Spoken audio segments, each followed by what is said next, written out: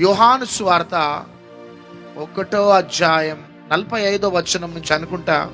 ఫిలిప్పు నతనీయేలును కనుగొని, ధర్మశాస్త్రములో మోషేయు ప్రవక్తలను ఎవరిని గూర్చి వ్రాసిరో ఆయనను కనుగొంటిమి. ఆయన యోసేపు కుమారుడైన నజరేయుడగు యేసు అని అతనితో చెప్పెను.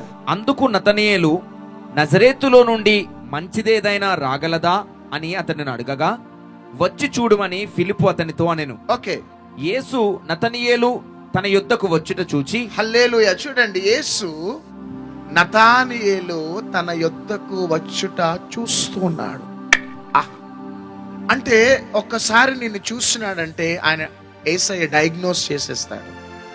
చూసి ఏమంటున్నాడు? ఇదిగో ఇతడు నిజముగా ఇశ్రాయేలీయుడు, ఇతని యందు ఏ కపటమును లేదని అతని గూర్చి చెప్పెను. యేసయ్య ఒక్కసారి నిన్ను చూస్తున్నాడు అంటే నీ బాహ్య స్థితిని చూడడు, నీ ఇంటర్నల్ స్థితిని చూస్తాడు.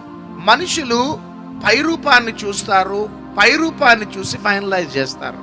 కానీ యేసయ్య చూపు ఎట్లుంటదంటే, నిన్ను చూసినాడు అంటే ఇమ్మీడియట్ గా నీ అంతరంగ స్థితిలోనికి వెళ్ళిపోతాడు. నీ ఇంటర్నల్ స్థితిని, నీ అంతరంగ పురుషుడిని చూస్తాడు. నీ హృదయం యొక్క తలంపులలోని ఊహంతా కూడా తాను ఇమ్మీడియట్ గా డయాగ్నోస్ చేసేస్తాడు. అంతేకాక కింది భాగంలోకి వెళ్తే ఇంకొక మాట అక్కడనే ఉంటుంది, చదువుదాం. నన్ను నీవు ఎలాగూ ఎరుగుదువని నతనీయేలు ఆయనను అడగగా, యేసు, ఫిలిప్పు నిన్ను పిలవక మునిపే నీవు ఆ అంజూరపు చెట్టు క్రింద ఉన్నప్పుడే నిన్ను చూచితినని అతనితో చెప్పెను. అంటే ఫిలిప్పు నతానియేలుని కలవక ముందే అంజూరపు చెట్టు క్రింద ఆయన ఏమి ఆలోచిస్తున్నాడో యేసయ్య చూస్తున్నాడు. అంటే రియల్ బిడ్డ, మనము కొన్ని సందర్భాలలో మనం బాధపడతాం, దుఃఖపడతాం, దేవుడు నన్ను చూస్తలేడని. అందరు విడిచిపెట్టినరు, చివరికి దేవుడు కూడా నన్ను విడిచిపెట్టిండు. దేవుడు చూస్తే నా జీవితం ఎందుకు ఇట్లుంటది? దేవుడే నా పట్ల శ్రద్ధ కలిగి ఉంటే ఎందుకు నా స్థితి ఈ విధంగా ఉంటది?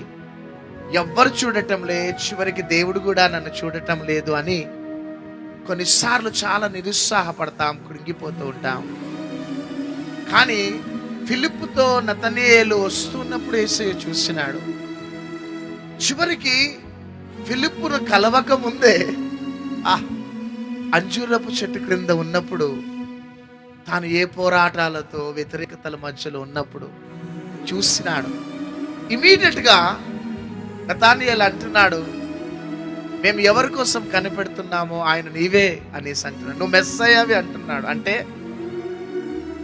తనకి కన్ఫర్మ్ అయిపోయింది తనను దేవుడు చూస్తున్నాడు అని. సహోదరి, సహోదరుడా, నువ్వు ఒంటరిగా ఏడ్చింది ఆయన చూస్తున్నాడు. నీ భర్త నిన్ను వేధించింది ఆయన చూస్తున్నాడు. నీ భార్య నీకు పంపించిన లాయర్ నోటీస్ చూస్తున్నాడు. అప్పులలో వచ్చి నిన్ను భయంకరమైన ఒత్తిళ్లకు గురి చేస్తున్నప్పుడు ఆయన చూస్తున్నాడు. కొన్నిసార్లు అప్పుల బారి నుంచి తప్పించుకోవటానికి నువ్వు చేసే ప్రయత్నాలను ఆయన చూస్తున్నాడు. గుడ్రాలి అనే నిందను భరిస్తూ, నిందలు అవమానాలు భరిస్తున్నప్పుడు ఆయన నిన్ను చూస్తున్నాడు. ఈసారైనా నా గర్భం తెరవబడుతుందేమో అని డాక్టర్ దగ్గరికి వెళ్తే డాక్టర్ అంటున్నారు ఐఎమ్ వెరీ సారీ అన్నప్పుడు నువ్వు ఏడ్చుకుంటూ వచ్చినావు చూడు, ఆయన నిన్ను చూస్తున్నాడు. నువ్వు ఏ తప్పు చేయకపోయినా నీ భర్త నేను భయంకరంగా తిట్టి వెళ్ళిపోయింది కదా, నువ్వు ఏడుస్తూ కూర్చున్నావు చూడు బిడ్డ, ఆయన నిన్ను చూస్తున్నాడు. ఒంటరిగా కూర్చున్నావు, భోజనం చేయాలని కూర్చున్నావు, తినలేకపోతున్నావు. అందరికి వివాహాలు జరుగుతున్నాయి, కానీ ఇంకా నీకు వివాహం జరగటలే. ఎందుకు ప్రభు అని ఏడుస్తున్నావు? ఒంటరి జీవితం. నాన్న వారు నిన్ను విడిచిపెట్టినరు. నువ్వు ఎవరెవరినో ఎంతో మంది నువ్వు ప్రేమిస్తే వారు నిన్ను నిర్దాక్షిణ్యంగా విడిచిపెట్టి వెళ్ళిపోయారు. ఎంతో మందిని పేదరికంలో నుంచి లిఫ్ట్ చేస్తే నిర్దాక్షిణ్యంగా నిన్ను విడిచిపెట్టి వెళ్ళిపోయారు. ఎవరు లేరు అనుకుంటున్నారా? ఎవరు నిన్ను చూస్తలేరు అనుకుంటున్నారా? కానీ భయపడక బిడ్డ, మనుషులు చూస్తారు, సహాయం చేస్తారు, అంటారు, వెళ్ళిపోతారు. కొంతమంది చూస్తారు, చూసి చూడనట్టు వెళ్ళిపోతారు. కొంతమంది చూస్తారు, మాకు తోచినంత నీకు సహాయం చేస్తానంటారు, చెయ్యరు. ఎందుకంటే మనుషులే బిడ్డ, మనుషులు. కానీ దేవుడే. మనుషులను నువ్వు చూసినంత కాలం మనుషులు నిన్ను చూడరు బిడ్డ. కానీ నువ్వు యేసయ్యను చూసినప్పుడు కొండల తట్టు నా కనులెత్తుచున్నాను, నాకు సహాయం ఎక్కడి నుంచి దొరుకునని దావీదు అన్నట్లు విశ్వాసమునకు కర్తయు దానిని కొనసాగించువాడైన యేసయ్య వైపు మనం చూసినప్పుడు ఆయన నమ్మదగిన దేవుడు, గొప్ప దేవుడు. ఖచ్చితంగా నీ జీవితంలో ప్రతిఫలం ఇస్తాడు. హల్లెలూయా. ఒక దైవజనునికి 3 కూతుర్లు, వాళ్ళ వివాహాలు జరగటంలే. ఏడుస్తున్నాడు. నేను వృద్ధాప్యంలోకి వెళ్ళిపోతున్నా, నాకు సడన్ గా ఏమైనా అయితే నా బిడ్డల వివాహాలు ఎవరు చేస్తారు ప్రభు అని దైవజనుడు ఏడుస్తూ ఎందుకు బయటికి రాగానే తన పెరట్లో చెట్టు మీద ఒక కోతి పండుకొని ఉన్నదట. రోజు ఆ కోతికి జాంకాయలు, అట్టికాయలు వేస్తూ ఉంటే రోజు తింటూ ఉండేదట. అది ఇంట్లో ఒక ఫ్యామిలీ మెంబర్గా అయిపోయింది. ఒకరోజు ఒక 200 కిలోమీటర్ దూరం ప్రయాణానికి బయలుదేరుతూ వెళ్తున్నప్పుడు సడన్ గా ఆ కోతి ట్రైన్లో ఎక్కి కూర్చుంది. ట్రైన్లో ఎక్కి కూర్చోగానే భయపడుతున్నాడు. ఎందుకంటే ఇక ఈ కోతి వేరే స్టేషన్లో దిగిపోయి అట్లా ఎటో వెళ్ళిపోతుంది. ఇక ఇన్ని సంవత్సరాల నుంచి కోతి నా పెరట్లో చెట్టు మీద పండుకోవటం, రోజు ఆ కోతికి జాంకాయలు, అట్టి పనులు వేస్తున్నా, ఇప్పుడు ఎందుకు ఈ కోతి తొందరపడి ట్రైన్ ఎక్కింది అని ఎంత తరిమినా కానీ అది ట్రైన్లోనే కూర్చుందట. ఇక దిగటం లేదు ట్రైన్లో నుంచి. ఇక ట్రైన్ వెళ్ళిపోతుంది. ఒక 4-5 స్టేషన్లు దాటిపోయింది ట్రైను. అక్కడ ఒక స్టేషన్లో దిగిపోయి అలా గంతులు వేస్తూ వెళ్ళిపోతుంటే పాపం ఆ దైవజనుడు ఏడుస్తూ చూస్తున్నాడట. పాపం ఇక ఈ కోతినికి ఎన్నడూ నేను చూడైక వెళ్ళిపోతుంది అని ఇక తన ప్రయాణంలో వెళ్ళిపోతున్నాడు.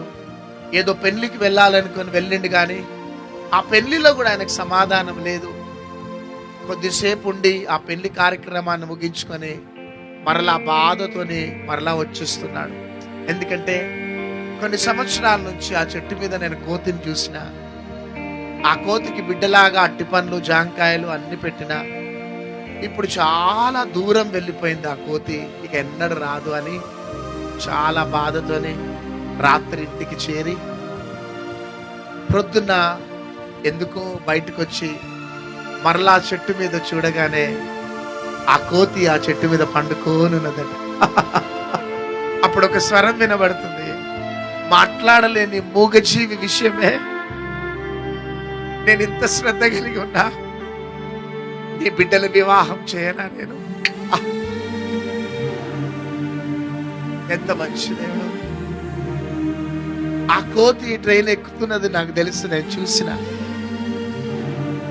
ఆ కోతి 5 స్టేషన్ల దగ్గర దిగిపోయింది, నేను చూసిన. ఆ కోతి ఎక్కడెక్కడో తిరిగింది, ఊర్లు తిరిగింది, మరలా స్టేషన్కి రావటం నేను చూసి ఆ కోతిని మరలా ఏ ట్రైన్ ఎక్కించాలో ఎక్కించిన దేవుడను, ఇంటికి చేర్చిన దేవుడను, నీ పిల్లల వివాహాన్ని నేను చెయ్యనా అన్నాడట. అంతే, అవుట్. ఈరోజు సహోదరుడా, ఎందుకు భయపడుతున్నావు బిడ్డ? ఆ మూగజీవి విషయంలోనే ఆ ఎల్రోయ్ అంత శ్రద్ధ కలిగి ఉన్నాడే. నువ్వు ఆయన బిడ్డవు, ఆయన రక్తంలో కడగబడ్డావు, ఆయన సొత్తు బిడ్డ. నువ్వు ఈ లైవ్ ఎందుకంటే బిడ్డ,